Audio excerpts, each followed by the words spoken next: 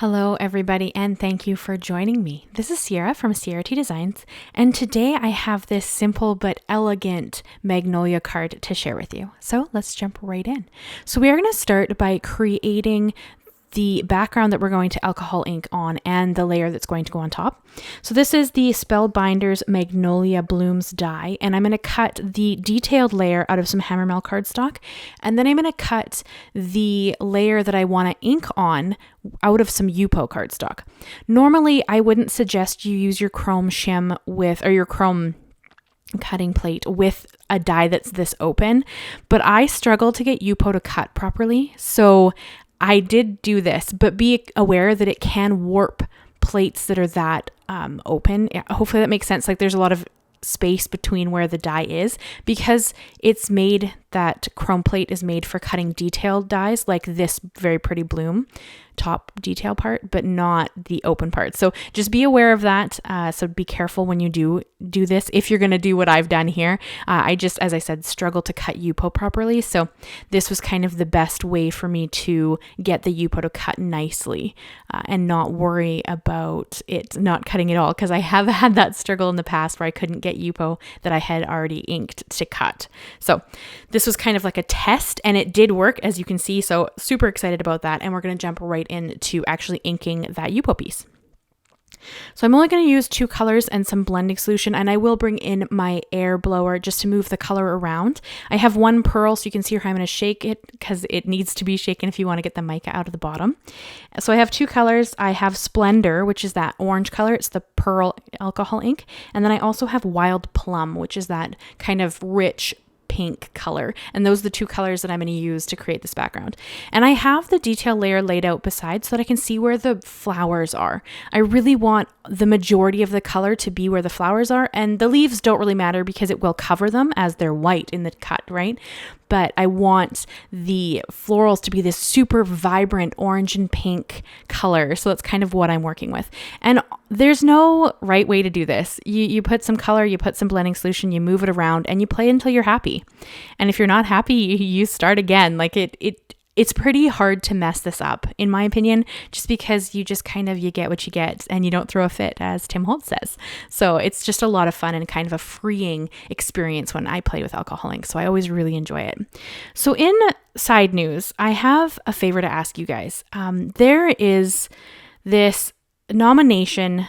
I'd like to be nominated. Let me reword that. It's a small YouTube creator. Like it's not a competition. It's just you put your name in or someone nominates you and you have the chance to win the opportunity to learn from some of the biggest names on YouTube. So it's like a smaller channel opportunity, and I would love to be nominated if someone wanted to nominate my channel. I am all self-taught, editing, shooting video, voiceovers, photography, all of it I have learned on my own. So the chance to learn from someone who's found the way to make YouTube their career would be just priceless, right? Like it would just be amazing. You guys know that I would love this to be my career one day. If I could make that happen, that would be amazing. And learning from people who have made that transition and who are doing that successfully would just be something that like it just would be phenomenal. So I will leave a link in the top of the description that will take you over to the page to nominate any small channel. So if you know a couple that you want to nominate because their content is just, it speaks to you or it inspires you or it, whatever, it makes you feel something or it entertains you or it, makes you laugh, whatever it does for you, go and nominate those channels because, we do put in a lot of work, even though we are a smaller channel and we're not, making lots of money off of this. We put in a lot of effort, and it would be lovely to have that kind of be recognized and have the opportunity to work with or learn from channels that have made this into their livelihood. So I will leave that link. Go and nominate a channel that you think deserves the opportunity to win that prize. And if you nominate mine, thank you so much. I greatly appreciate you. As you guys know, I greatly appreciate you regardless, but I would really appreciate that. And now don't do what I just did. So you saw me move my alcohol ink piece off of my glass mat onto my that white piece of the mat. Don't do that because it stains, which you can see that I have done. I stained my mat there. So now I have this little pink and orange smudge. Not that it's a big deal. It does stain them. So just be aware of that. And then I did trim down this mat. I wanted to bring in a little bit of gold. I thought that that would really help, because you guys know I love gold with pink especially. I thought this gold would just look stunning with this floral. And now you could do, black, because you guys know I like a black mat. But I feel like the gold just kind of elevated it into a more elegant design as opposed to just creating a mat that made the colors stand out.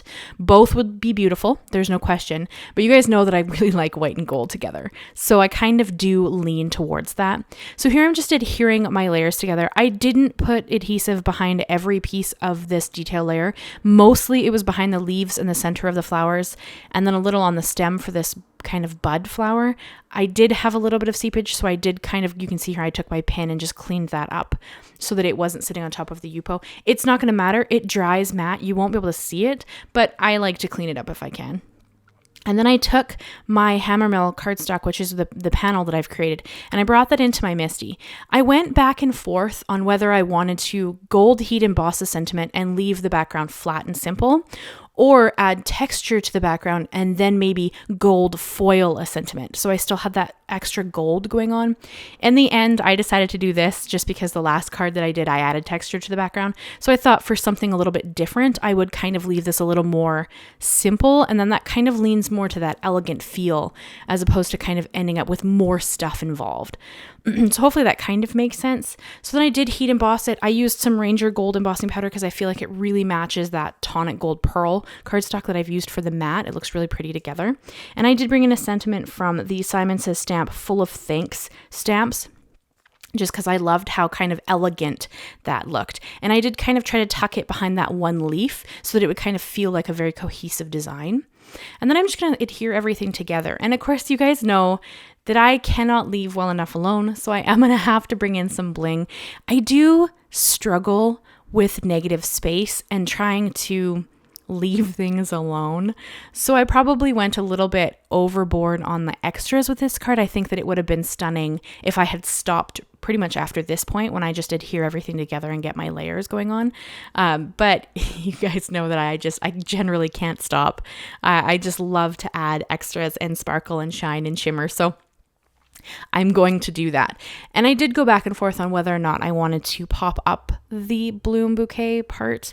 I ended up going flat, as you can see, just because I thought that if I wanted to mail this, you guys know I love to mail cards and send stuff, pen pals and send stuff to you guys when you reach out to me in my post box, that kind of stuff. So if I was going to mail this, it was just, if it was flatter, it would mail better. So that was kind of what ended up stopping me from creating that dimension in the blooms. This is a very flat card, though it has layers, so it has dimension built into it, but I didn't pop anything up or add extra dimension, which I normally would do.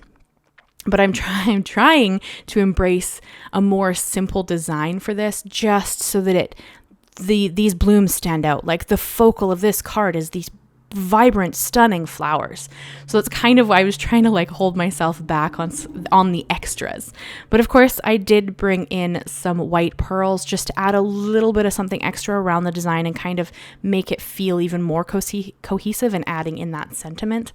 So it's kind of what I was thinking when I did that. And then the next step, I'm going to go a little over the top, but I love it. I love how it turned out. It looked so pretty.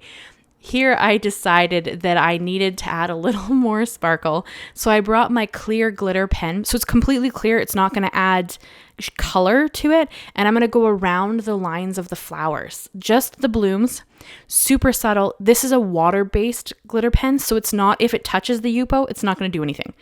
It's not going to shift my alcohol ink. It's not going to get it to bleed, nothing like that.